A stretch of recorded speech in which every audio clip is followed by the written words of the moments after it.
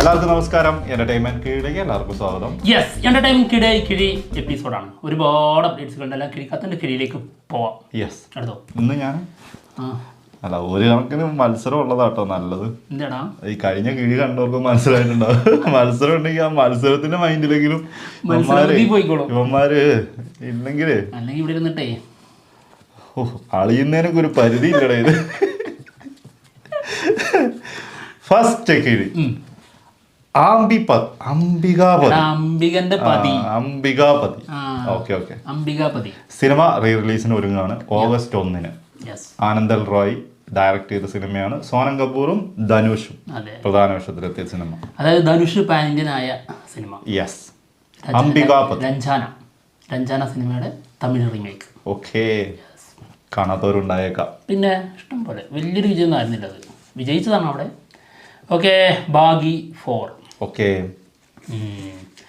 Tiger Shroff നായകനാവുന്ന സിനിമയാണ്. സിനിമയുടെ ഷൂട്ട് നടന്നുകൊണ്ടിരിക്കുകയായിരുന്നു, കംപ്ലീറ്റ് ആയിട്ടുണ്ട്. ഓക്കെ, ഹർഷ സംവിധാനം ചെയ്യുന്ന സിനിമയാണ് കേട്ടോ. ഓക്കെടാ കൂട്ടാ. പുതിയ നായിക, അടുത്ത തട്ടിക്കൊണ്ടുപോൽ രക്ഷിക്കൽ. അത് തന്നെ ആയിരിക്കും. ബാഡാസ് പന്നച്ചന്തി. രവികാന്ത്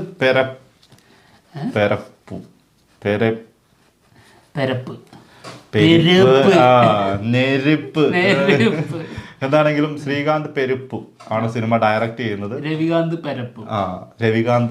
പെരപ്പു. സിദ്ധാണ് സിനിമയുടെ നായകനായിട്ട് വരുന്നത്. സിത്താര എന്റർടൈൻമെന്റ്സ് ആണ് സിനിമ പ്രൊഡ്യൂസ് ചെയ്യുന്നത്. 2026 സിനിമ റിലീസിനെത്തുന്നത്. ന്യൂ പോസ്റ്റർ വന്നിട്ടുണ്ട്. ഇതേ സിദ്ധ് പൊളിയാണ്.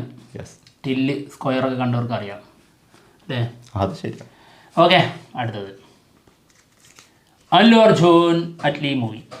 സിനിമയിൽ രശ്മിക മന്ദാന ഓൺ ബോർഡ് ആയിട്ടുണ്ട്. ഒരൊറ്റ മിനിറ്റ് താത്താനോട് പറഞ്ഞിട്ട് വരാം. രശ്മിക മന്ദാന അവിടേക്ക് രശ്മികയോട് ഇരിക്ക്. ഞങ്ങൾ അവിടെ രശ്മികയോട് കുറച്ച് ചോദ്യങ്ങൾ ചോദിക്കും. നീ പോയിട്ടോ, കാര്യം പറഞ്ഞിട്ട് വരാം. പറഞ്ഞിട്ട് വാ, ഞാൻ രശ്മികയായിട്ട് സംസാരിക്കട്ടെ. രശ്മികനേക്കാൾ പ്രാധാന്യം അവിടെയാണ്. അത് ശരിയാണ്. പോയിട്ട് ഒരു വേഗം പറഞ്ഞിട്ടുണ്ടോ? സംസാരിച്ചു, നിർത്തൂല പറഞ്ഞു. ചിലപ്പോ 2 അടി കൂടുതൽ കേട്ടേക്കാം. സാരല്ല, കുഴപ്പമില്ല. രശ്മിക എന്ന് പറഞ്ഞു. ഞാൻ രശ്മികനോട് സംസാരിക്കാൻ എനിക്ക് സമയം കിട്ടിയില്ല. അതിന് മുമ്പ് ഞാൻ കട്ട് ചെയ്തോ? ഞാൻ എഡിറ്റ് ചെയ്തേ. പറഞ്ഞു എന്നിട്ട് പോരാ. അടുത്ത കീഴെടുക്ക്. അതായത് അല്ലു അർജുൻ മൂവി. അതിൽ രശ്മിക കൂടി ഇന്നായിട്ടുണ്ട്. 5 നായികമാരാണ് ഇതിൽ പ്രധാനമായിട്ട് വരുന്നത്. ദീപിക പദുക്കോൺ, മൃണാൾ താക്കൂർ, രശ്മിക മന്ദാന, ജാൻവി കപൂർ. ഇനി ഒരാളും കൂടി കിട്ടാനുണ്ട്, അന്വേഷിച്ചുകൊണ്ടിരിക്കുന്നു. നയൻതാരൊന്നും ഒരിക്കലും ഇതിലില്ല. ഈ 3-4 കഴിഞ്ഞ് ഇനി നയൻതാരത്തിൽ അപ്പൊ ഏറ്റവും പ്രാധാന്യം കുറവ് തമന്ന. ഒരു ഐറ്റം സോങ് ഉണ്ട്. അടുത്ത് അയ്യോ സിനിമയിലെ ഏറ്റവും മെയിൻ ആയിട്ടുള്ള കാര്യം പറയടേ. വിൽ സ്മിത്ത് വില്ലനായി വരുന്നു. അത് നമ്മൾ ഓൾറെഡി പറഞ്ഞാണല്ലോ പല കീഴിലും പറഞ്ഞു. പക്ഷെ എല്ലാരും എല്ലാ കീഴിലും കാണുന്നില്ലല്ലോ അല്ലേ? വിൽ സ്മിത്ത് വില്ലനായിട്ട് വരുന്നു. പിന്നെ ഇതിന്റെ ബഡ്ജറ്റ് 800 കോടി. രശ്മിക മന്ദാനെ കണ്ടപ്പോ അവിടെ അങ്ങ് തീർന്നു എല്ലാം. ഒന്നാലോചിച്ചോക്ക്, അല്ലു അർജുന് 300 കോടി, ഒരു 100 കോടി അറ്റ്ലിക്ക് 100, 400 ആയില്ലേ? വിൽ സ്മിത്തിന് ഒരു 100, 500. ദീപിക പദുക്കോൺ 5 നായികമാർക്കും കൂടി ഒരു 100. 100 മുകളിലേക്ക് അടിക്കും. നമുക്ക് 100 കണക്ക് കൂട്ടാം. 600. ബാക്കി 200 രൂപയ്ക്ക് പടം. അതില് 100 കോടി VFX. ബാക്കി 100 കോടി വേണം സെറ്റ് ഇടലും ബാക്കി പരിപാടികളും നടത്താൻ.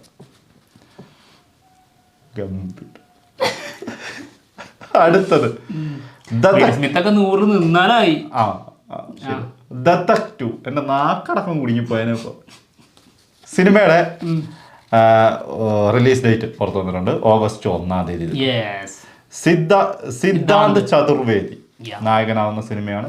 തൃപ്തി ദിമ്രിയാണ് നായികയായിട്ട് വരുന്നത്. ഫൗസിയ ഇക്ബാലാണ് സിനിമ ഡയറക്ട് ചെയ്യുന്നത്. തെറ്റാതെ ഞാൻ എത്തിച്ചു. ഇന്ന് ട്രെയിലർ വരും കേട്ടോ, അത് പറയാൻ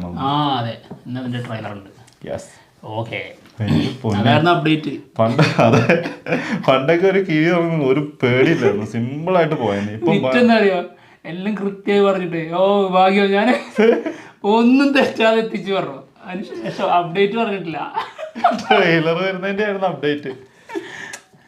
പേട്രിയോട്ട്. മനുഷ്യനല്ലേ പുള്ളേ. പേട്രിയോട്ട്. മമ്മൂക്ക ലാലേട്ടൻ കുഞ്ചാക്കോ. കാലങ്ങൾക്ക് ശേഷം ഒരുമിക്കുന്ന സിനിമ. മഹേഷ് നാരായണൻ സംവിധാനം ചെയ്യുന്ന സിനിമ. ഈ സിനിമയുടെ ഷൂട്ട് ഇപ്പോൾ കൊച്ചിയിൽ നടന്നുകൊണ്ടിരിക്കുകയാണ്. ഇതിൻ്റെ ഒരു ലൊക്കേഷൻ വീഡിയോ വന്നിട്ടുണ്ട്. ലാലേട്ടൻ്റെ എൻട്രി. ഓക്കെ, ലാലേട്ടൻ്റെ ആക്ഷൻ രംഗങ്ങളൊക്കെ ഷൂട്ട് കഴിഞ്ഞു എന്നുള്ളതാണ് കേൾക്കുന്നത് കേട്ടോ.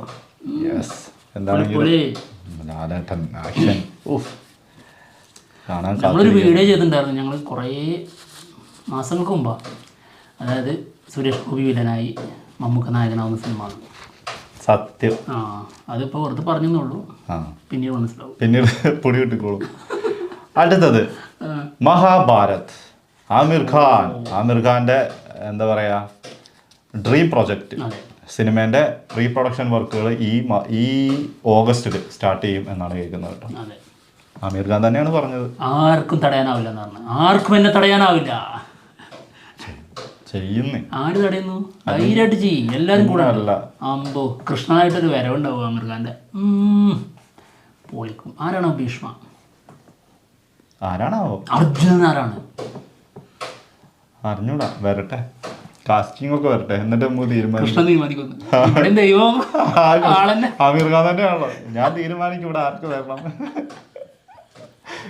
എന്താണ് ഞാൻ സൂപ്പറാണ്. നീ അല്ലെങ്കിൽ സൂപ്പറാണ്. അടുത്തത് ഓക്കെ, അടുത്ത കഴിയും. ജാട കയറിയിട്ടുണ്ട് കുറച്ച്. അല്ല, നീ ഇന്നെന്തായിരുന്നു സൂപ്പറായിരുന്നു. ജാട ഒഴിവാക്കട്ടെ. വേണ്ട, അത് അങ്ങനെ തന്നെ വെക്കട്ടെ. ഈ ഇപ്പൊ എടുത്തിരിക്കുന്ന കിഴിയില്ലേ, അതിന്റെ പേരാണ് എനിക്ക് കേൾക്കേണ്ടത് സിനിമേന്റെ. ജാട കുറച്ച് പറയട്ടെ. ഡോക്ടർ ശിവരാജ് കുമാർ പിന്നെ ധനഞ്ജയോ, അവർ രണ്ടുപേരും പ്രധാന വേഷത്തിലെത്തുന്ന സിനിമയാണ് 666. ഓപ്പറേഷൻ ക്രിയേറ്റീവ് മിഷനോ തിയേറ്ററോ? Operation dream theatre. Dream theatre. Operation dream theatre 666. സിനിമയുടെ ഫസ്റ്റ് ലുക്ക് വന്നിട്ടുണ്ട്. ഇതേ ഹേമന്ത് എം റാവു കേട്ടോ സിനിമ ഡയറക്റ്റ് ചെയ്യുന്നത്. അതെ. ഓക്കെ, അടുത്തത് ഡോൺ 3. ഓക്കെ, സിനിമയില് SRKയും പ്രിയങ്ക ചോപ്രയും കാമിയോയിലെത്തും എന്നാണ് കേൾക്കുന്നത് കേട്ടോ. SRK അല്ലെങ്കിലും ഞാൻ വരുന്നത് പ്രിയങ്ക ചോപ്ര. ഫർഹാൻ അക്തർ ആണ് സിനിമ ഡയറക്റ്റ് ചെയ്യുന്നത്. രൺവീർ സിംഗ് നായകനാവും. യെസ്. കിയാറ അദ്വാനി നായിക. ഓക്കെ. എന്താ പറയുക, ഡോൺ 3 ഒക്കെ വരുമ്പോൾ എന്തായിരിക്കും? പക്ഷേ ഡോൺ 3യുടെ അനൗൺസ്മെന്റിൽ നമുക്ക് വലിയൊരു പ്രതീക്ഷ തോന്നിയിട്ടുണ്ടായിരുന്നില്ല. പക്ഷെ ഇവരൊക്കെ വരികയാണെങ്കിൽ കൊള്ളാം. ഷാരൂഖ് ഖാൻ ഉണ്ടെങ്കിൽ. അതെ. പിന്നെ ഫർഹാൻ അക്തർ വിളിച്ചു കഴിഞ്ഞാൽ എന്തായാലും വരും. ഭയങ്കര ചങ്സ് അല്ലേ. ഓക്കെ, അടുത്തത് ദൃശ്യം 3. ജിത്തു ജോസഫ് ഒരുക്കുന്ന ലാലേട്ടൻ മൂവി. ഒരു ചെറിയ ഒട്ടും പ്രതീക്ഷയില്ലാതെ തീരെ ഹൈപ്പിൽ വരാത്തൊരു സിനിമ. അല്ലേ, ഒരു കൊച്ചു സിനിമ. ഒട്ടുമില്ല. എന്തായാലും ഈ സിനിമയിൽ നമ്മുടെ മുരളി ഗോപി ഓൺ ബോർഡ് ആയിട്ടുണ്ട് എന്നുള്ള ഒരു റൂമർ വരുന്നുണ്ട് കേട്ടോ. അതെന്തായാലും ഉണ്ടാവുമല്ലോ. കിടിലനായിരുന്നു ആള് ദൃശ്യം 2-ല്. ആളുടെ ക്യാരക്ടർ എന്താണെങ്കിലും അത് കണ്ടിന്യൂ ചെയ്ത് വരും എന്താണെങ്കിലും. അപ്പൊ ആള് വിടാൻ ഉദ്ദേശിച്ചിട്ടില്ല, വിടൂല, കൂടും. പക്ഷെ ജോർജിന് ഇതൊക്കെ എന്ത്, ജോർജ് കുട്ടിക്ക് എന്ത് മുരളി ഗോപി, ജോർജിന് ഇതൊക്കെ കുട്ടികളാണ് അല്ലേ? സത്യം. ജോണിക്കുട്ടി, നീ വെറും കുട്ടിയാണ്. വെറും കുട്ടിയാണ്. ഓക്കെ, അടുത്ത വീഴി. ഞാനാണല്ലോ അതൊക്കെ എഡിറ്റ് ചെയ്യേണ്ടതെന്ന് ആലോചിക്കുമ്പോഴാണ്. നീ തന്നെ ചെയ്യണം. നീയായിട്ട് ഉണ്ടാക്കി വെച്ചതാ, എല്ലാം നീ തന്നെ ചെയ്യണം. അടുത്തത് കൂലി സിനിമയുടെ നമുക്ക് ഭയങ്കരമായിട്ട് ബാധിക്കുന്ന കാര്യമാണ്. ടീസറും ട്രെയിലറും ഉണ്ടാവില്ല എന്നാണ് കേൾക്കുന്നത്. അത് ഉണ്ടാവില്ല എന്ന് തന്നെ തോന്നുന്നത്. കാരണം അതിന്റെ ടീസറൊക്കെ എന്താണെങ്കിൽ ഇപ്പെങ്കിലും വിടണ്ടല്ലേ? ഓഗസ്റ്റ് 14 സിനിമ റിലീസ് അല്ലേ? അല്ല, വിടാന് ഇപ്പൊ എന്തായാലും അങ്ങനെ പ്ലാൻ ആണെന്നൊക്കെയാണ് കേൾക്കുന്നത്. വേറൊരു പുതിയ രീതിയിലുള്ള പ്രൊമോഷൻ പരിപാടികളാണ് ലോകേഷ് ചെയ്യാൻ പോകുന്നതെന്നൊക്കെയാണ് കേൾക്കുന്നത്. എന്താണോ അറിഞ്ഞുകൂടാ. അതെന്താ പുതിയ രീതിയിലുള്ള സിനിമ ആദ്യം ഇറക്കി വിടുമോ റിലീസ് ഡേറ്റിന് മുന്നേ? ഞാൻ ഇന്ന് നിന്റെ കൂടെ ഒപ്പത്തിനൊപ്പം എത്താൻ ശ്രമിച്ചുകൊണ്ടിരിക്കുകയാണ്. എത്തുമോ? ഞാൻ കട്ട് ചെയ്യണം. അല്ല, തമിഴ് സിനിമയിലല്ലേ ഫസ്റ്റത്തെ 6 മിനിറ്റും 5 മിനിറ്റും ഒക്കെ പുറത്തിറങ്ങിയിരിക്കുന്ന പ്രൊമോഷൻ. അങ്ങനെ ചെയ്തിട്ടുള്ള ആൾക്കാർക്ക് എന്താ ഫുള്ളായിട്ട് വേണ്ട, അമീർ ഖാൻ വരുന്ന പോർഷൻ മാത്രം ക്ലൈമാക്സ് ഇട്ടാൽ മതി. ഓക്കെ പോകട്ടെ. ഞാൻ ഡൗൺ ആയിട്ടിരിക്കുകയാണ്, പകുതിയോടെ ഞാൻ എൻ്റെ ഇത് ഇറക്കി വെച്ച് കഴിഞ്ഞു, മനസ്സിലായി. അപ്പം ജാട കൂടി എന്ന് തോന്നിക്കഴിഞ്ഞാൽ പ്രശ്നമാണ്, അഹങ്കാരം. ചോദ്യമാണ് കേട്ടോ. പോകട്ടെ. അജ്മലാണ് ഈ ചോദ്യം ചോദിച്ചിരിക്കുന്നത്. ഓക്കെ. നിങ്ങൾക്ക് കുറെ നെഗറ്റീവ് കമന്റ് വന്നിട്ടുണ്ടാവുമല്ലോ. വന്നിട്ടുണ്ടാവുമല്ലോ. അതിൽ നിങ്ങൾക്ക് ഏറ്റവും സങ്കടം ഓർ ദേഷ്യം തോന്നിയ കമന്റ് ഏതാണ്? This is my question. Comment ഓർമ്മയില്ല, പക്ഷെ സിറ്റുവേഷൻ ഓർമ്മയുണ്ട്. പറയോ, സിറ്റുവേഷൻ പറയൂ. അത് മറ്റേ എമ്പുരാൻ സിനിമേന്റെ ഇവരൊരു പോസ്റ്റർ ഇറക്കിയില്ലേ, 300 കോടി എന്ന് പറഞ്ഞിട്ട്.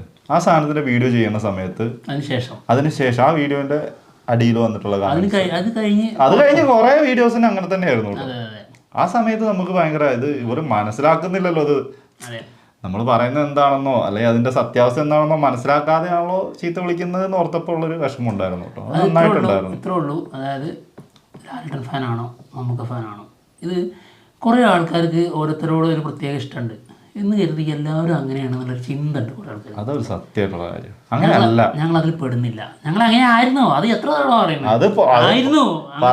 പറഞ്ഞ് മടുത്തിട്ടുണ്ട്. അങ്ങനത്തെ ഒരു സിറ്റുവേഷൻ ഞങ്ങൾക്ക് ഉണ്ടായിരുന്നു കുറച്ച് മുമ്പ്. ഒന്ന് ചിന്തിച്ചാൽ മതി. അതായത് ഭയങ്കര മോശമായി മമ്മൂക്കെതിരെ അല്ലെങ്കിൽ ലാലേട്ടനെതിരെ സോഷ്യൽ മീഡിയയിൽ കമൻറ്റും പോസ്റ്റുകളും ഇട്ട സംവിധായകരും നടന്മാരും ഇവിടെ ഉണ്ട്. അവരൊക്കെ ഇപ്പോൾ ഈ ഇട്ടവരുടെ കൂടെ സിനിമ ചെയ്തുകൊണ്ടിരിക്കുകയാണ്. അവരുടെ ഇഷ്ട താരങ്ങളാണ് അവർക്ക് ഇപ്പോൾ. അപ്പോൾ അവരോട് ഇപ്പോൾ ചോദിച്ചു നോക്ക്, നിങ്ങൾ മമ്മൂട്ടി ഫാനാണോ മോഹൻലാൽ ഫാനാണോ? അവർ മാറിയിട്ടുണ്ടാവും. ആയിരുന്നു അത്രേ ഉള്ളൂ.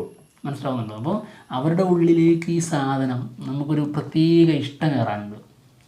ഇവരുടെ ഓരോരുത്തരുടെ കഴിവും കണ്ട് നമ്മൾ ഇതിൻ്റെ ഭാഗമായി ആ ഒരു സാധനം കയറി കഴിഞ്ഞ് കഴിഞ്ഞാൽ പിന്നെ നമ്മൾ ഒരേപോലെ ഇഷ്ടപ്പെടും. അതാണ്.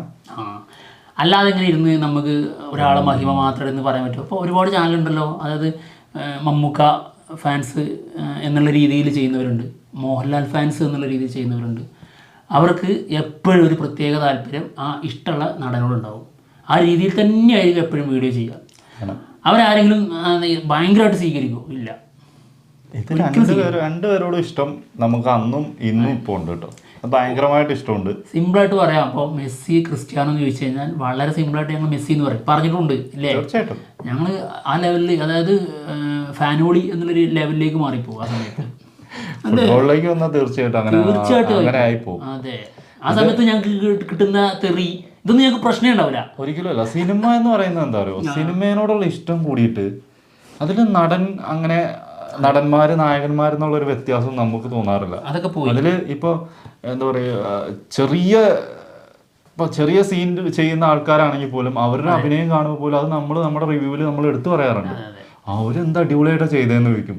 കാരണം അത് സിനിമയിൽ അഭിനയിക്കുന്നു എന്ന് പറയുന്നത് ഇവര് മാത്രമൊന്നുമല്ല, എല്ലാവരും അഭിനയിക്കുന്ന ആൾക്കാരാണല്ലോ. അവരോടൊക്കെ എല്ലാവരോടും ഇപ്പൊ ഇഷ്ടമാണ്. അതായത് കുറച്ച് മെച്യൂരിറ്റി വന്നപ്പോഴാണ് നമ്മൾ ചിന്തിച്ചത്, അതായത് ഒരു വലിയ സൂപ്പർ സ്റ്റാർ ഉണ്ടായാൽ മാത്രം ഒരു സിനിമ സംഭവിക്കില്ല എന്നുള്ളത് ഒരിക്കലും നടക്കൂല. അതിൻ്റെ കൂടെ കാട്ടൊക്കെ നിൽക്കുന്ന ഒരുപാട് കഥാപാത്രങ്ങൾ നമ്മളിപ്പോൾ അത്രത്തോളം ഇഷ്ടപ്പെടുന്നത് എന്തുകൊണ്ടാണ്? അപ്പോഴേ നമുക്ക് മനസ്സിലാവുന്നത്, ഇപ്പോൾ റിയലൈസ് ചെയ്യുന്നൊരു കാര്യമാണ്. അതാണ് സത്യം. ജഗതി ചേട്ടൻ, തിലകൻ ചേട്ടൻ, കലാമണി ചേട്ടൻ, കുറെ പേരുണ്ട്, ഒരുപാട് ആൾക്കാരുണ്ട്. ഇവരൊക്കെ ഇന്നസെന്റ് ചേട്ടൻ, ഇങ്ങനെ എത്രയോ നെടുപടി വേണു, ഒടുവിലുണ്ണികൃഷ്ണൻ, പറയാനാണെങ്കിൽ ലിസ്റ്റുകളുണ്ട്. ഇവരൊക്കെ ഒരുമിച്ചുണ്ടായിരുന്ന സിനിമകള് ഇവര് ഇല്ലാതെയാണ് അവർ അഭിനയിച്ചിട്ടുണ്ടെന്നുണ്ടെങ്കിൽ ആ സിനിമേന്റെ അവസ്ഥ. അപ്പോൾ നമ്മളെ ഒരു ആ ഒരു സമയല്ലേ, ആ ഹോളി സമയം, ആ സമയത്ത് നമ്മൾ ഒരാളിലേക്ക് മാത്രമേ നോക്കുള്ളായിരുന്നു.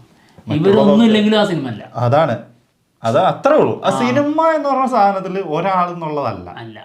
ഇതിന്റെ നമുക്ക് വേണമെങ്കിൽ ഇപ്പൊ എടുത്തു പറയാം, അഭിനയത്തിന്റെ ഡയറക്ടറിന്റെ ഒന്നുമല്ല, ഇതിന്റെ ക്രൂ മെമ്പേഴ്സ് ഇല്ലേ, അവിടെ മുതൽ ഈ സിനിമ നടൻ വരെ ഇവരെല്ലാവരും ഉണ്ടെങ്കിൽ മാത്രമേ ഒരു സിനിമയായി മാറുള്ളൂ. ഇപ്പോൾ എന്തിന് പണ്ടൊക്കെ നമ്മളൊരു സിനിമ ഒരു നടൻ്റെ പേരിൽ നമ്മൾ പറയും, അത്രേ ഉള്ളൂ.